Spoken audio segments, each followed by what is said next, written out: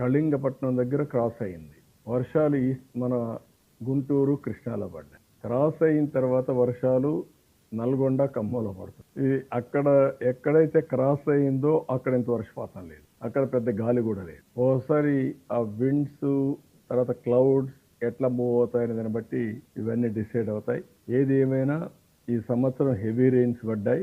ఇప్పటికే మామూలు కంటే ఈ నెలలో మీరు ఒకసారి చూస్తే 5 మిల్లీమీటర్ల వర్షపాతం ఇప్పటి వరకు పడాలి. అలాంటిది 43.2 మిల్లీమీటర్స్ వర్షపాతం ఇప్పటి వరకు పడింది. రాష్ట్రం మొత్తం చూస్తే 28.9% ఎక్సెస్ రెయిన్ఫాల్ పడింది. కొన్ని దగ్గర 60% పడింది. ఆ విధంగా మనం చూసినప్పుడు 3 జిల్లాలు అయితే 60% అంటే ఎక్కువ పడ్డాయి. 19 జిల్లాలు 20 నుంచి 59% ఎక్కువ పడ్డాయి. నార్మల్గా పడింది 4 జిల్లాలు పడ్డాయి. దానికంటే కిందన డెఫిసిట్ ఎక్కడా లేదు. అన్ని దిక్కల అబవ్ నార్మలే రెయిన్ఫాల్ పడే పరిస్థితి వచ్చింది. రిజర్వాయర్స్ కూడా ఆల్మోస్ట్ ఆల్ ఫుల్ అవుతున్నాయి. నేను చాలాసార్లు చెప్పాను, ఎట్టి పరిస్థితుల్లో భవిష్యత్తులో ఆంధ్రప్రదేశ్ రాష్ట్రాన్ని డ్రౌట్ ప్రూఫ్ రాష్ట్రంగా, కరువు రహిత రాష్ట్రంగా తయారు చేయాలనే ధ్యేయంతో ముందుకు పోతున్నాం.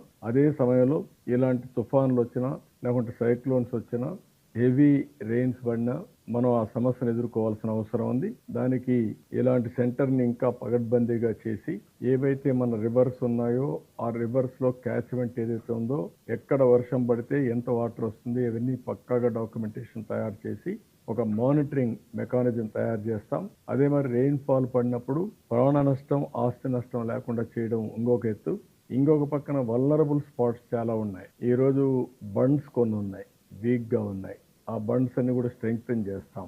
ఇంకా కొన్ని వల్నరబుల్ స్పాట్స్ ఎక్కడున్నా అవన్నీ కూడా స్ట్రెంగ్తెన్ చేస్తాం. వాగులకు కానీ, వంకలకు కానీ, ఊర్ల మీద వచ్చే నీళ్లు కానీ, టౌన్స్ మీద వచ్చే నీళ్లు కానీ అవన్నీ క్లియర్ చేసి ఎక్కడికక్కడ ఇబ్బంది లేకుండా చేసే కార్యక్రమానికి శ్రీకారం చుడతాం.